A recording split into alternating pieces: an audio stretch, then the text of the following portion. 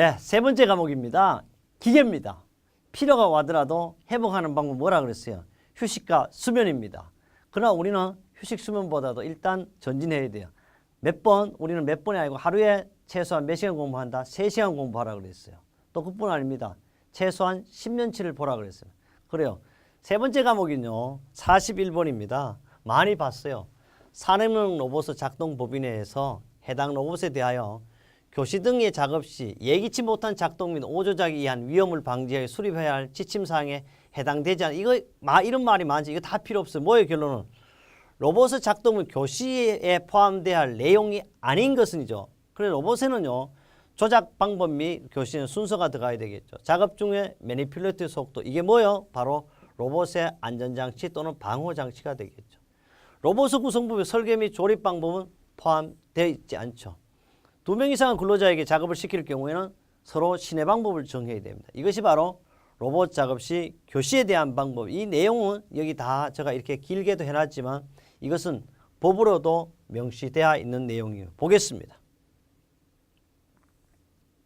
여기 있죠. 이게 뭐 상당히 많아요. 그림으로 나타나는데 로봇의 교시는요. 로봇의 조작 방법 및 순서라든지 작업 중의 매니플레이트 속도, 2명 이상의 근로자의 작업시킬 때는 서로가 신할 방법이라든지, 4번째 이상을 발견 좋지 않은 방법이라든지, 5번째 이상을 발견한 로봇 운전을 정지시킨 후에 이를 재가동시킬 조치라든지, 6번째 그 밖의 로봇의 예기치 못한 작동, 오존당의 위험을 방지 필요한 조치 등이 있습니다. 이것은 우리 지금 상과목에도 나오지만 교시에 대한 것은 산업안 1과목에도 출제되었던 문제가 되겠습니다. 이것은 우리 교재 3-97조 합격 날개, 합격 시 관련 법규도 있지만 2015년 3월 8일 문제 53번과 2015년 5월 30일 날 문제 47번에도 이 문제가 출제됐었습니다. 42번입니다. 지게차에 대한 내용이에요. 지게차는 작업을 지게차는 우리가 다른 말로 뭐 이렇게 포크 리프트라고 이렇게 얘기하죠. 포크리프트의 작업 상태별 안정도에 관한 설명이 틀린 것은 이랬어요. 기준 부하 상태에서 하역 작업 시 좌우 안정도는 6%다. 한번 그림을 보죠. 하역 작업 시 좌우 안정도는 바로 뭐예요? 좌우 안정도는 4%예요. 그러니까 틀린 것은 벌써 1번이 틀렸죠. 그럼 또 보겠습니다. 바로 이거는 하역 작업 시 좌우 아니고 전후잖아요. 전후 안정도가 4%. 이거는 그럼 좌우 안정도를 확인하겠습니다. 주행 시 하역 작업 시 전후 안정도, 전후라는 건 앞뒤를 말하는 거고요. 그 다음에 하역 작업 시, 주행 작업 시 전후는 18%입니다. 그러면 한번 틀린 걸 찾아보겠습니다. 기준 부하상 하역 작업 좌우는 6%가 맞아요. 그렇죠? 기준 부하 상태에서 하역 작업 시, 부하 상태에서 하역 작업 시 전후 안정도 20%라고 하는데 이것은 18%를 기억하는데요. 봐요. 주행 시 전후 안정도 얼마? 실었을 때는 18%입니다. 이렇게 이 문제가 바로 2번이 틀린 것이 되겠습니다. 3번은요. 기준 무부하 상태에서 주행 시의 전후 안정도 18% 맞죠? 그러니까 요놈이 아니면 둘 중에 2번이냐 3번이냐 이거는 50% 확률로도 알 수가 있었습니다. 그 다음 우리 이제 계산하는 거죠. 이거는 기준 무부하 상태에서 주행 시의 좌우 안정도는 15 플러스 1.1V다. 그래서 여기 뭐 30km 달린다, 뭐 20km 달린다 그러면 여기 V 대신에 몇 킬로 달리는 키로수만 적용하면 되겠습니다. 43번인데요. 43번은 선반이에요.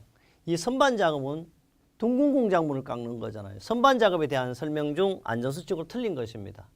선반 작업을 작업 중 장갑, 반지 등을 착용하지 않도록 해야 된다.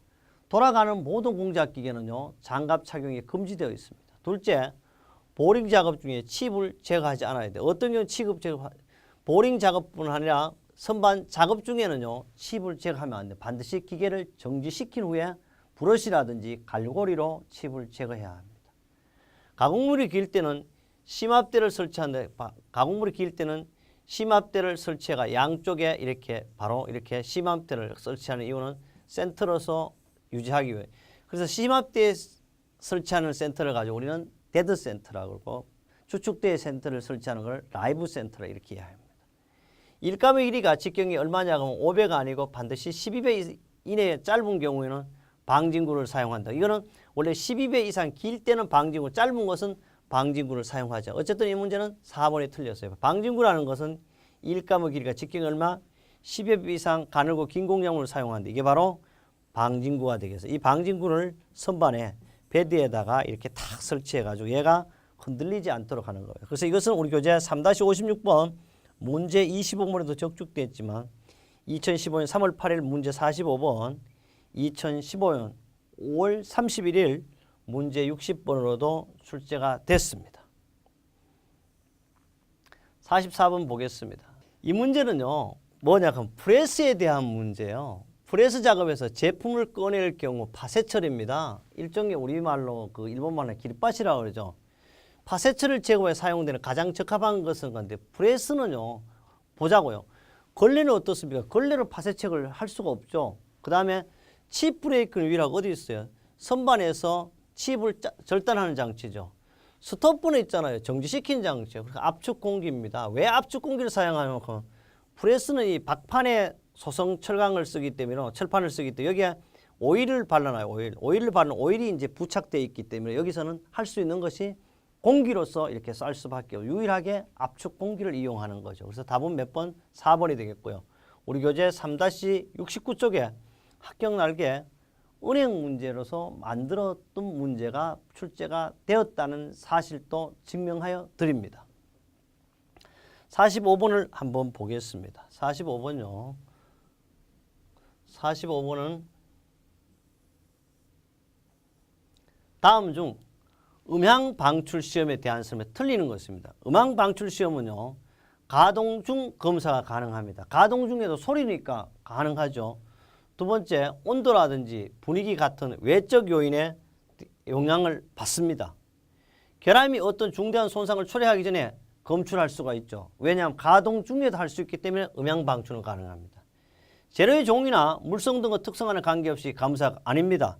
여기는요, 반드시 재료가 음을 나타내는 것만 되지 음이 없으면 음향검사가 불가능하죠. 그래서 답은 4번이 되겠습니다. 그래서 음향검사의 특징은요, 반드시 크랙을 성장에 탐지를 할 수 있고요. 일정 하중의 크랙성 탐지가 가능하고 연속적인 음향검사의 모니터링을 통하여 교반 하중으로서 성장을 탐지할 수 있고 간헐적인 가동력을 위하여 역시 교반의 크랙 성장의 탐지, 응력, 부식 연구에도 음향검사를 이용하고 있습니다. 이 내용은요, 우리 교재 3-147쪽과 3-147쪽에 참고와 합격기에 동시에 나와 있는 내용이 되겠습니다. 또는요, 음량 방출 시험에 내외적 요인이 있어요. 재료나 종류, 물성이 내재한 불안전 행동 결함의 종류나 양을 사실 할 수 없는 거고요. 외적 요인은 하중이나 온도, 분위기 등을 감지할 수가 있습니다. 46번입니다. 다음 중 공장 소음에 대한 방지 계획이 있어 음원에 대한 대책에 해당되지 않는 것은, 다시 말하는 소음의 통제 기능이 아닌 것은 이 말입니다. 이 소음의 통제 기능은요, 기계에도 나오지만 우리 이 과목인 인간공학에도 나오죠. 이것은 소음의 감소는 해당 설비의 기계 자체를 밀폐한다든지 또는 대체할 필요성이 있어요. 설비실에 차음벽을 시용하죠. 우리 스튜디오도 차음벽이 지금 설치되어 있습니다. 작업자는 보호구를 착용한다. 이 작업자 보호구는요, 반드시 적극적인 방법이 아니에요. 이거는 소극적인 방법이죠. 그래서 이건 답이 되겠고요. 소음에 대한 흡음장치 설치한다. 그래서 일종의 소음 감소 조치 기준이 3가지를 하고 이것은 작업자에 대한 거고요. 그러다 보니까 적극적인 방법이 아니고 튀어나온 것을 후천, 외부적인 방법으로 사용하는 게 보호구가 되겠습니다. 그 외에도 근로자에게 알리는 사항들로서는 소음 수준과 인체에 미치는 영향과 증상이라든지 보호구 선정 착용 방법, 그 밖에 소음 건강장애에 필요한 사항도 알려줘야 하겠습니다.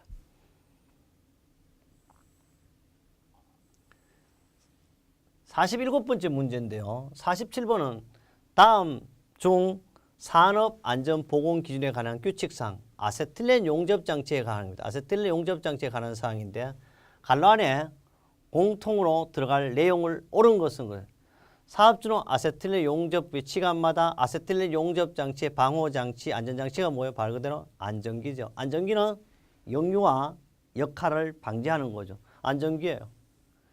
사업주는 가스용기 발생기에 분리되어 있는 아세틸 용접에서 발생기 가스용기 사이에 뭘 설치한다?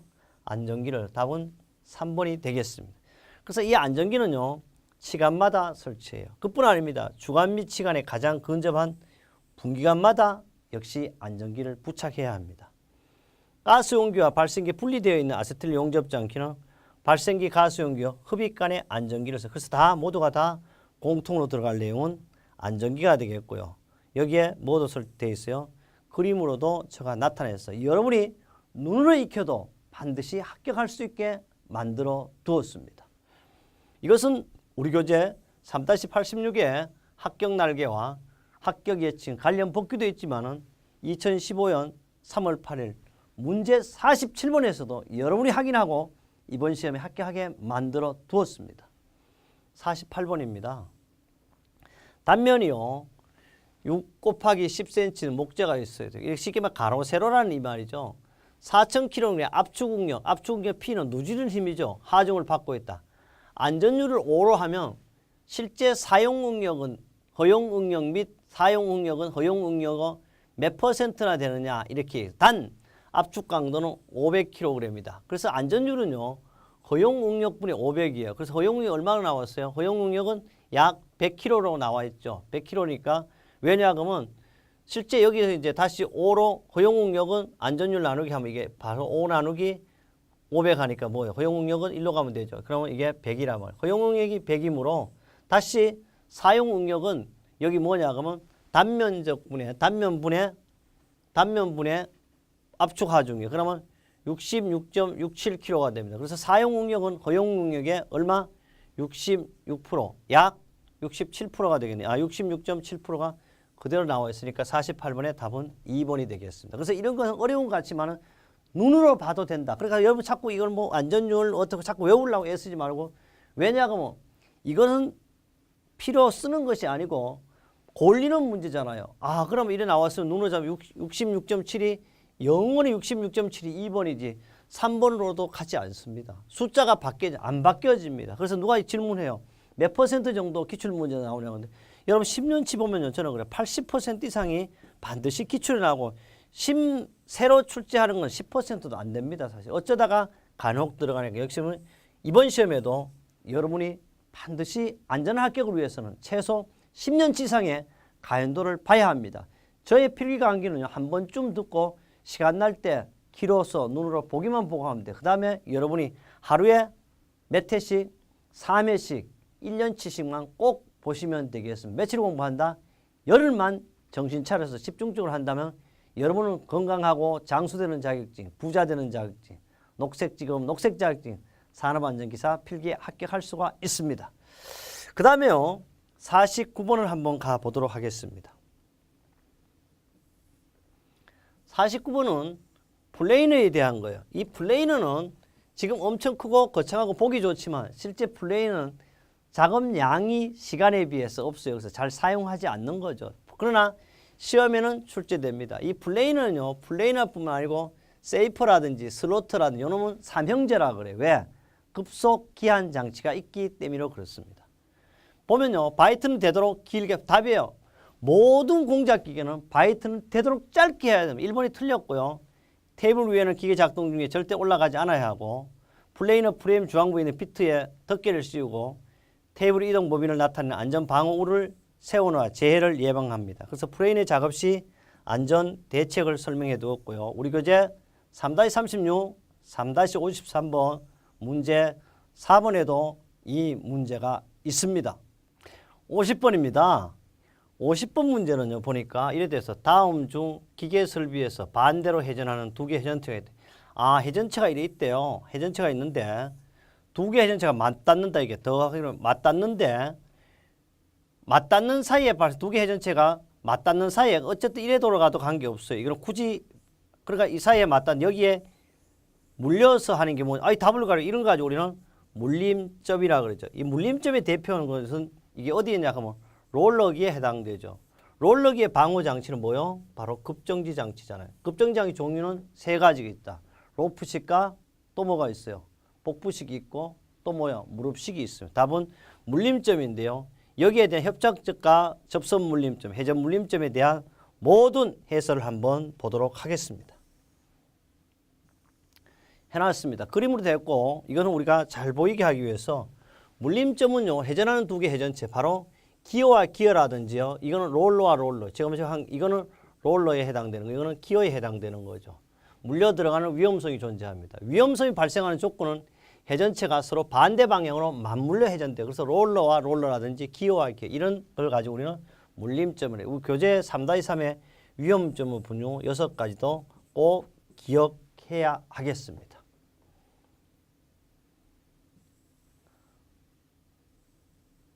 51번입니다. 51번은 상용 운전 압력 이상으로 압력이 상승할 경우 보일러의 가해를 방지하기 위해 최고 사용 압력과 상용 압력 사이에 보일러의 번호 연소를 차단하여 열원을 제거하고 정상 압력 유도하는 보일러의 방호 장치는 근데 보일러는요 압력 방출 장치는 압력을 제한하는 거예요. 압력 말 그대로 고저 수위장은 물어 수위를 항상 유지하는 거죠. 언노드 밸브는 뭐요? 습기라든지 혹은 물기가 있을 때 바로 하는 거고 압력 제한 스위치가 본 내용이죠. 봐요. 운전 압력 제한 스위치. 그래서 보일러에는요. 압력 가해를 방지하기 최고 사용 압력과 상용 압력 사이에 번호 연소를 차단할 수 있도록 만든 것이 바로 압력 제한 스위치가 되겠습니다. 이것은 보일러죠. 그 다음에 압력계가 이게 다 달렸어요. 그 다음에 압력 제어 스위치 부착해가지고 우리 보일러공 또는 열관리사 혹은 하부가 관리하는 곳이 되겠습니다. 이것은요 우리 교재 3-92쪽에도 잘 나타나 있고 만화도 그림으로 되어 있지만 2015년 3월 8일 날 문제 48번에도 출제되었고요. 여러분의 확실한 정보를 제공하기 위해서는 산업안전보건기준에 관한 규칙 117조 압력 제한 스위치로 기록되어 있습니다. 그 다음 문제를 한번 보면요. 어떤 문제가 있냐 한번 보겠습니다. 52번이 되겠네요. 52번입니다. 포터블 벨트 컨베이어입니다. 우리 벨트 컨베이어는요. 컨베이어 방호 장치 어쨌든 비상정지 장치죠. 운전 시 준수사항으로 적절하지 않는 것은 그랬어. 공회전하여 기계 운전 상태를 파악한다 그랬는데 정해진 조작을 사용하여 자 이거 잘 봐요. 여기 이제 삼각형을 하고 있습니다. 정해진 조작 스위치를 사용해야 하고 운전 시작 전 주변 근로자에게 경고해야 하고 화물 적치 후 몇 번씩 시동 정지를 반복 테스트한다 그랬는데요. 알아둘 게 있어요. 운전을 시정하기 전에 주위의 근로자에게 경고해야 하는 건 맞아요. 그럼 이거는 맞아요. 그 다음에 처음 공개정 시킨 후 컨베이어 상태를 파악해야 돼요. 그 다음에 일정한 속도가 된 시점 벨트의 처짐 및 상태를 확인 후 하물을 적치해야 됩니다. 하물에 적치한 상태에서 시동과 정지를 반복해서는 되나 안 되나? 안 되는 거거든. 그러니까 이거는 빈 상태에서는 여기 요 말을 지금 표시하기 위해서 제가 이것도요. 공회전하여 기계 운전 상태를 파악한다고 이걸 잘 봐요. 공회전은요. 하물이 없을 때는 계속 할 수 있어요. 그러나 하물에 적치한 후에는 하면 안 돼요. 그래서 1번하고 4번하고 잘 헷갈릴 수 있어서 삼각형 표시를 했는데 반드시 하물이 실려있지 않는 상태에서 반복 테스트를 해야 되는 걸 꼭 기억합니다. 이것은 3-115쪽에 합격 날개 은행 문제로도 만들어 두었습니다. 53번입니다. 53번. 53번은 프레스에 대한 내용인데요. 프레스 방호 장치, 광전자식이에요. 광전자식은 유일하게 슬라이드 작동 중에 정지가 가능한 구조죠. 설명을 틀린 것은 프레스는요. 연속 운동 작업에도 사용할 수 있죠. 그래 슬라이드 작동 맞습니다. 핀클러치 구조의 프레스에 우리는 핀클러치 프레스에 적합하다. 이걸 이제 그림을 좀 더 봐야 되는데요. 이거 조금 올려보겠습니다. 크랭크 프레스는요. 핀 클러치 방법과 마찰 클러치 방식이 있어요. 그런데 여기 보세요. 핀 클러치에는 수인식, 손쳐내기식, 양수 조작식이에요. 광전자식이 뭐요? 마찰 클러치식이에요. 그런데 답이 벌써 틀렸어요. 이렇게. 다 이거는 핀 클러치가 아니고 뭐다? 바로 마찰 클러치다. 그래 틀렸다. 이거. 답이 틀렸고 그 다음에 기계적 고장에 의한 2차 낙하에도 효과가 없어요. 슬라이드식. 왜냐하면 광전자식은 시계를 차단하지 않기 때문에 작업에 지장을 주지 않는 것이 바로 광전자식 방호장치. 그래서 틀린 것은 핀 클러치가 아니고 얘는 바로 마찰 클러치를 적용해야 되는 것이 되겠습니다. 그 다음에요. 계속 참고로 보면 우리 교재 3-68쪽에 그림으로도 만들어놨고 강전자식, 다른 말로 감응식이라 그러는데 신체 접근을 검출 기구가 감자여 슬라이드를 정지시키는 방식이 되겠고요. 시계가 차단되지 않아 양호하지만 마찰식 클러치면서 바로 이게 틀렸죠. 핀 클러치에 적용한다는 게 마찰식, 이게 답이었습니다. 그 다음에 54번입니다. 54번은 드릴링 머신이에요. 드릴링 머신의 가장 목적은 구멍 뚫는 걸 하는 거죠. 드릴링 머신에서 주축의 회전수가 1000rpm이에요. 드릴의 지름이 10mm일 때 원주 속도는 V는 이렇게 하죠. 1000분의 파이 D예요. 그럼 1000 파이 그대로 쓰면 되죠. 지름이 얼마? D는 지름이에요. 지름이 얼마? 드릴의 10mm 지름 그대로 쓰면 돼요. 회전수가 1000이에요. 하니까 31.4 m per min. 답은 얼마? 2가 되겠습니다. 그래서 이런 계산을 잘해야 돼요. 잘못하면 314로 할 수도 있습니다. 그래서 이걸 눈으로 꼭 봐야 돼요. 그래서 합격자의 조언입니다. 원주 속도는 어떤 기계에도 관계없이 모두 어떻게?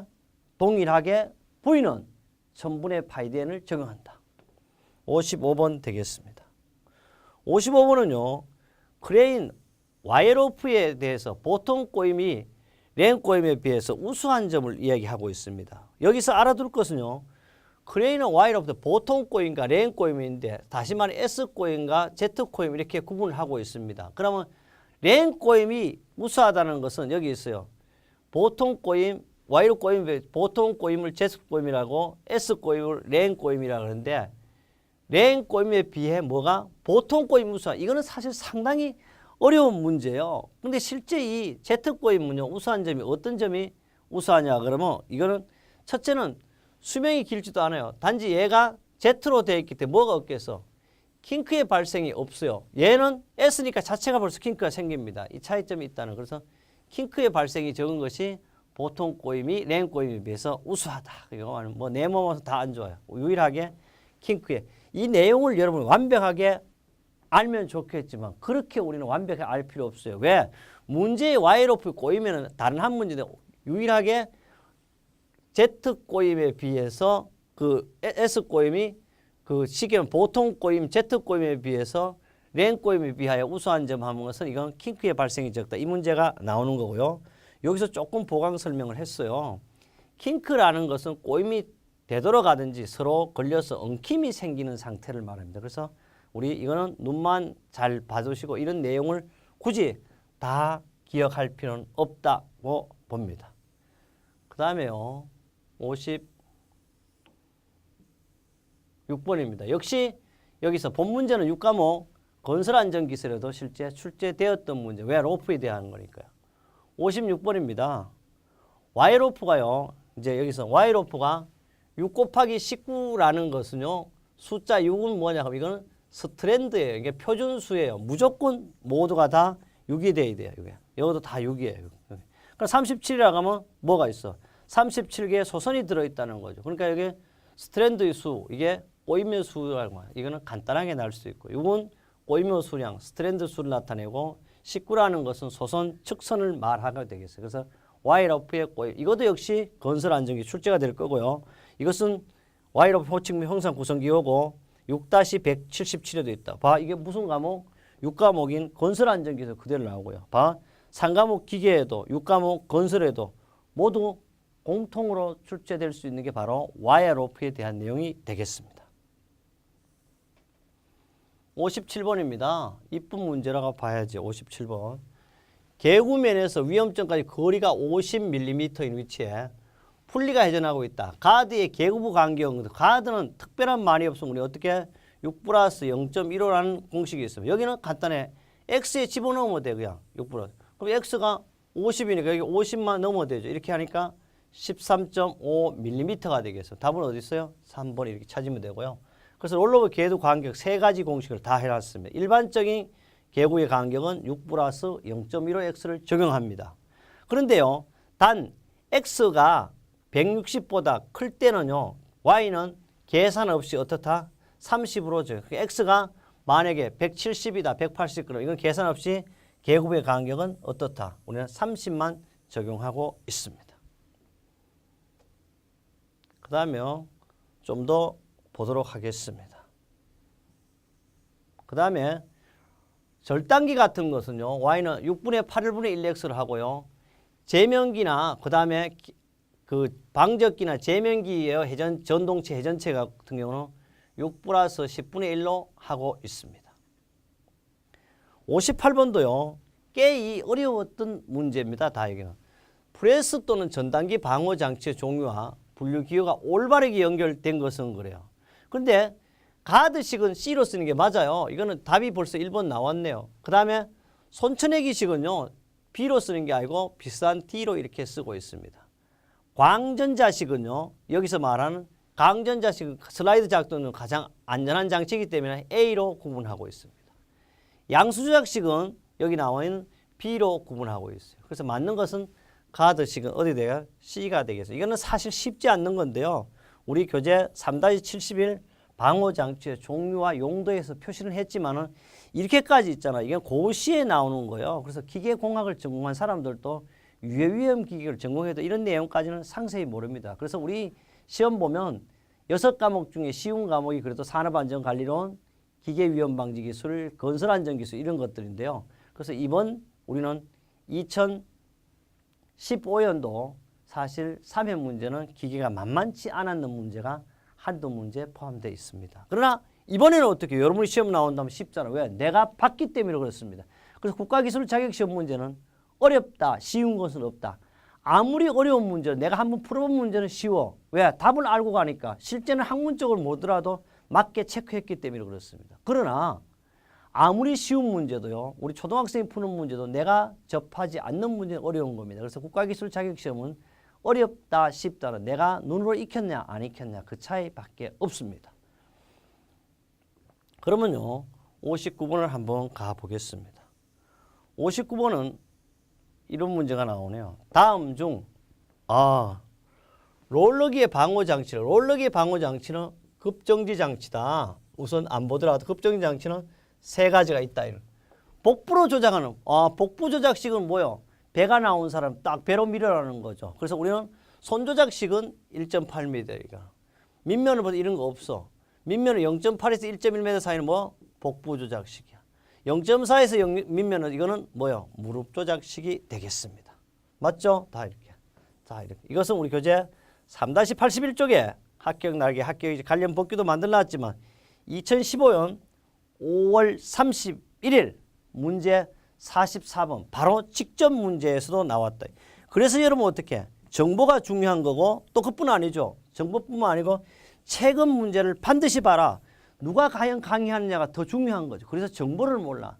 지금요 아직도 옛날 문제를 해요. 여러분 보면 아직도 다른 책은 어떻습니까? 일본 아니고 가나다라로 된 책들이 엄청 많습니다. 가나다라 한다고 잘못된 건 아니기보다는 가나다라가 어떻습니까? 시험 문제는 1, 2, 3, 4 나오죠. 가급적 똑같게 해야만 여러분 똑같은 문제를 볼 수 있어요. 그래서 똑같은 문제가 똑같이 나오는 게 문제 은행식입니다. 그러면요 60번 한번 가보겠습니다. 60번은 뭐냐 그러면 다음 중 용접 결함이에요. 용접이 잘못된 결함의 종에 해당되지 않는 것이에요. 비드는요 이거예요. 용접 모재를 이렇게 하면 이렇게 용접이 부딪히다가 이렇게 비드는 정상적으로 용접을 운봉해 가는 걸 비드낸다 그러면 이거는 결함이 아니고요. 용접 방식 중에 정상적으로 하는 방법을 비드내기라고. 이걸 잘하는 사람 우리는 용접을 잘한다 이래. 그건 답이에요. 기공은 구멍 뚫고 그러죠. 이렇게 구멍. 언더컷은 파이는 거 아닙니까? 이렇게 파이는 거. 용인불량은 어떻게? 가다. 여기를 작고 여기를 크고 이렇게 하는 게 용인불량입니다. 그래서 용접 결함의 종류는 스래그 감싸들기, 언더컷, 오버랩, 블로홀, 피트, 용인 부족 등이 있고요. 그림으로도 잘 나타냈습니다. 제가 이렇게 보면 언더컷이라든지 바로 오버랩이라든지 그 다음에 블로홀, 용인 부족, 스래그, 용인 불량, 컷 크레이트, 크랙 등이 있고요. 이것은요 바로 우리 산업안전기사 우리 교재 필기 6-158쪽의 그림과 내용으로도 다 만들어 두었습니다. 그뿐 아닙니다. 비드라는 것은 용접자에서 모재 용접봉이 녹아서 생긴 띠 모양의 길쭉한 파형의 용착 자국. 그래서 이것은 정상적인 용접을 나타내는 걸 우리는 비드라고 이렇게 했습니다. 우리는요 2015년 언제입니까? 8월요 더운 여름 날씨에 우리는 이 문제를 해결했습니다. 다음 강도 여러분을 모시는데 다음 강은 전기 위험 방지 기술입니다. 4강에서 여러분을 다시 만나도록 하겠습니다.